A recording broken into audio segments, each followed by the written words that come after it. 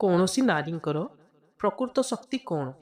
ତାଙ୍କର ସୌନ୍ଦର୍ଯ୍ୟ, ଧନ ନା ସମାଜରେ ତାଙ୍କର ପଦବୀ? ଆଚାର୍ଯ୍ୟ ଚାଣକ୍ୟଙ୍କ ମତରେ ମଣିଷର ପ୍ରକୃତ ପରିଚୟ ତାଙ୍କର ଚରିତ୍ର, ବୁଦ୍ଧି ଏବଂ ଅଭ୍ୟାସରେ ଲୁଚିଥାଏ। ଏହି ନୀତି ନାରୀ ଓ ପୁରୁଷ ଉଭୟଙ୍କ ପାଇଁ ସମାନ ଭାବେ ପ୍ରଯୁଜ୍ୟ। କିଛି ଏମିତି ଗୁଣ ଅଛି ଯାହା କେବଳ ଜଣେ ନାରୀଙ୍କୁ ସଫଳ କରେ ନାହିଁ, ବରଂ ତାଙ୍କ ପରିବାର, ସମାଜ ଏବଂ ଆଗାମୀ ପିଢ଼ି ଉପରେ ମଧ୍ୟ ଗଭୀର ପ୍ରଭାବ ପକାଏ। ଦୁଃଖର କଥା ହେଉଛି, ଆଜିର ସମୟରେ ଅନେକେ ସଫଳତାକୁ କେବଳ ଟଙ୍କା, ଚାକିରି କିମ୍ବା ବାହ୍ୟ ଚମକରେ ମାପନ୍ତି। କିନ୍ତୁ ଚାଣକ୍ୟଙ୍କ ଦୃଷ୍ଟିରେ ସଫଳତାର ମାପଦଣ୍ଡ ସମ୍ପୂର୍ଣ୍ଣ ଭିନ୍ନ ଥିଲା।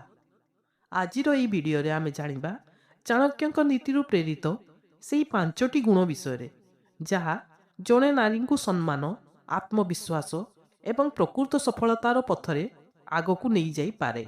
ଏବଂ ପଞ୍ଚମ ଗୁଣଟି ଏମିତି ଏକ ଗୁଣ ଯାହାକୁ ଚାଣକ୍ୟ ଜୀବନର ସବୁଠୁ ବଡ଼ ଶକ୍ତିମାନଙ୍କ ମଧ୍ୟରୁ ଗୋଟିଏ ବୋଲି ମନେ କରୁଥିଲେ।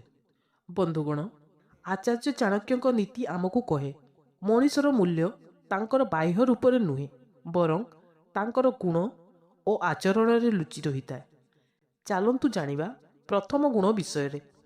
ଆଚାର୍ଯ୍ୟ ଚାଣକ୍ୟଙ୍କ ଚିନ୍ତାଧାରାରୁ ପ୍ରେରଣା ମିଳେ ଯେ ଯେଉଁ ବ୍ୟକ୍ତି ନିଜର ଆତ୍ମସମ୍ମାନକୁ ରକ୍ଷା କରିପାରେ, ସେହି ବ୍ୟକ୍ତି ଜୀବନରେ ପ୍ରକୃତ ସମ୍ମାନ ପାଇଥାଏ। ଜଣେ ସଫଳ ନାରୀ କେବେ ବି କାହାକୁ ଖୁସି କରିବା ପାଇଁ ନିଜର ମୂଲ୍ୟବୋଧ ସହ କମ୍ପ୍ରମାଇଜ୍ କରନ୍ତି ନାହିଁ। ସେ ଭଦ୍ର ହୁଅନ୍ତି କିନ୍ତୁ ଦୁର୍ବଳ ନୁହେଁ। ସେ ଦୟାଳୁ ହୁଅନ୍ତି କିନ୍ତୁ ନିଜର ସମ୍ମାନକୁ କେବେ ବି ତ୍ୟାଗ କରନ୍ତି ନାହିଁ।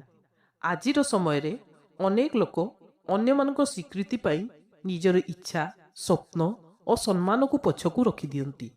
କିନ୍ତୁ ଯିଏ ନିଜକୁ ସମ୍ମାନ କରିବା ଶିଖିଯାଏ, ସେ ଧୀରେ ଧୀରେ ସମସ୍ତଙ୍କ ଠାରୁ ସମ୍ମାନ ପାଇବା ମଧ୍ୟ ଆରମ୍ଭ କରେ। ମନେ ରଖନ୍ତୁ, ଆତ୍ମସମ୍ମାନ ଅହଙ୍କାର ନୁହେଁ। ଆତ୍ମସମ୍ମାନ ହେଉଛି ନିଜର ମୂଲ୍ୟକୁ ବୁଝିବା। ଏବେ ଆସନ୍ତୁ ଜାଣିବା ଦ୍ୱିତୀୟ ଗୁଣ, ଯାହା ପ୍ରାୟ ସମସ୍ତ ସଫଳ ନାରୀଙ୍କ ମଧ୍ୟରେ ଦେଖିବାକୁ ମିଳେ। ଆଚାର୍ଯ୍ୟ ଚାଣକ୍ୟ ଜ୍ଞାନକୁ ଜୀବନର ସବୁଠୁ ବଡ଼ ସମ୍ପଦ ବୋଲି ମାନୁଥିଲେ। କାରଣ ଧନ ହରାଇପାରେ, ପଦବୀ ବଦଳି ଯାଇପାରେ, କିନ୍ତୁ ସତ୍ୟ ଜ୍ଞାନ ସବୁବେଳେ ମଣିଷଙ୍କ ସହିତ ରୁହେ।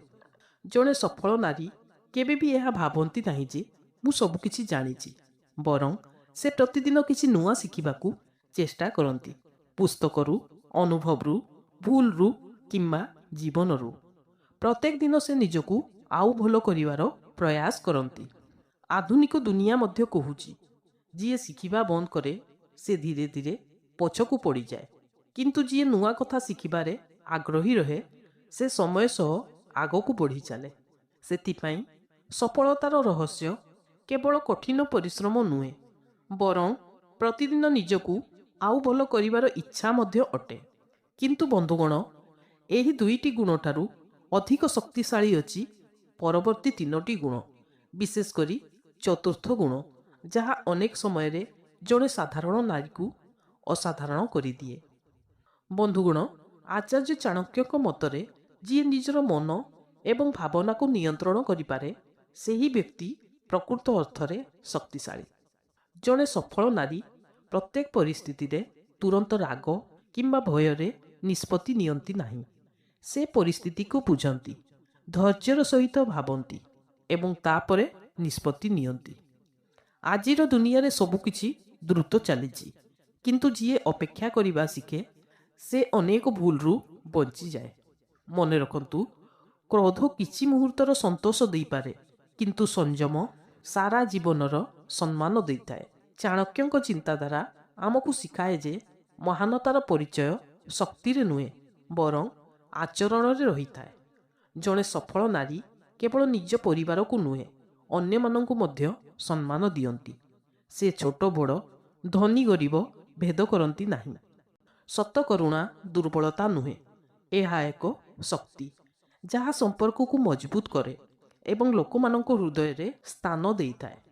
ଜଣେ ମଣିଷର ପ୍ରକୃତ ବ୍ୟକ୍ତିତ୍ୱ ତାଙ୍କର ସେହି ବ୍ୟବହାରରେ ଦେଖାଯାଏ, ଯାହା ସେ ସେହି ଲୋକଙ୍କ ସହ କରନ୍ତି ଯାହାଙ୍କଠାରୁ ତାଙ୍କୁ କୌଣସି ଲାଭ ମିଳିବାର ଆଶା ନଥାଏ। ବନ୍ଧୁଗଣ, ଏବେ ଆସିଲା ସେହି ପଞ୍ଚମ ଗୁଣ, ଯାହାକୁ ଜୀବନର ସବୁଠୁ ବଡ଼ ଶକ୍ତିମାନଙ୍କ ମଧ୍ୟରୁ ଗୋଟିଏ ବୋଲି ଧରାଯାଏ। ଜଣେ ସଫଳ ନାରୀ ନିଜର କ୍ଷମତା ଉପରେ ବିଶ୍ୱାସ ରଖନ୍ତି, କିନ୍ତୁ ସେହି ଆତ୍ମବିଶ୍ୱାସ କେବେ ବି ଅହଙ୍କାରରେ ପରିଣତ ହୁଏ ନାହିଁ। ସେ ଯାହା ଠିକ୍ ବୋଲି ମନେ କରନ୍ତି ତାହାର ସାଥ ଛାଡ଼ନ୍ତି ନାହିଁ। କଷ୍ଟ ଆସୁଥିଲେ ମଧ୍ୟ ନିଜର ସତ୍ୟନିଷ୍ଠାକୁ ବିକ୍ରି କରନ୍ତି ନାହିଁ। ଚାଣକ୍ୟଙ୍କ ନୀତି ଆମକୁ କହେ ଯେ ଚରିତ୍ର ହେଉଛି ସେହି ସମ୍ପଦ ଯାହା ହରାଇଲେ ଅନ୍ୟ ସବୁ କିଛି ଥିଲେ ମଧ୍ୟ ମଣିଷ ଗରିବ ହୋଇଯାଏ। ସେଥିପାଇଁ ଜଣେ ସଫଳ ନାରୀଙ୍କର ପ୍ରକୃତ ସୌନ୍ଦର୍ଯ୍ୟ ତାଙ୍କର ମୁହଁରେ ନୁହେଁ, ବରଂ ତାଙ୍କର ଚରିତ୍ର, ସତ୍ୟନିଷ୍ଠା ଓ ଆତ୍ମବିଶ୍ୱାସରେ ଲୁଚି ରହିଥାଏ।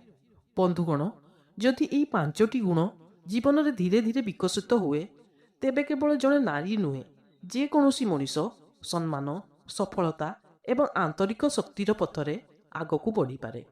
ଏବେ ଆସନ୍ତୁ ଏହି ସମସ୍ତ କଥାର ସାର କ'ଣ ତାହା ଜାଣିବା। ବନ୍ଧୁଗଣ, ଆଜି ଆମେ ଚାଣକ୍ୟଙ୍କ ନୀତିରୁ ପ୍ରେରିତ ସେହି 5ଟି ଗୁଣ ବିଷୟରେ ଜାଣିଲୁ, ଯାହା ଜଣେ ନାରୀଙ୍କୁ ସମ୍ମାନ, ଆତ୍ମବିଶ୍ୱାସ ଏବଂ ସଫଳତାର ପଥରେ ଆଗକୁ ନେଇଯାଇପାରେ। କିନ୍ତୁ ଏଠାରେ ଗୋଟିଏ କଥା ସ୍ପଷ୍ଟ ଭାବେ ମନେ ରଖନ୍ତୁ, ଏହି ଗୁଣଗୁଡ଼ିକ କେବଳ ନାରୀଙ୍କ ପାଇଁ ନୁହେଁ। ଆତ୍ମସମ୍ମାନ, ଜ୍ଞାନ, ଧୈର୍ଯ୍ୟ, କରୁଣା ଏବଂ ସତ୍ୟନିଷ୍ଠା ଏଗୁଡ଼ିକ ଏମିତି ଜୀବନ ମୂଲ୍ୟ ଯାହା କୌଣସି ମଣିଷଙ୍କୁ ଉତ୍ତମ ବ୍ୟକ୍ତି କରିପାରେ। ଚାଣକ୍ୟ ଆମକୁ ଶିଖାଇଛନ୍ତି ଯେ ସଫଳତାର ପ୍ରକୃତ ଅର୍ଥ କେବଳ ଧନ, ପଦବୀ କିମ୍ବା ପ୍ରସିଦ୍ଧି ନୁହେଁ।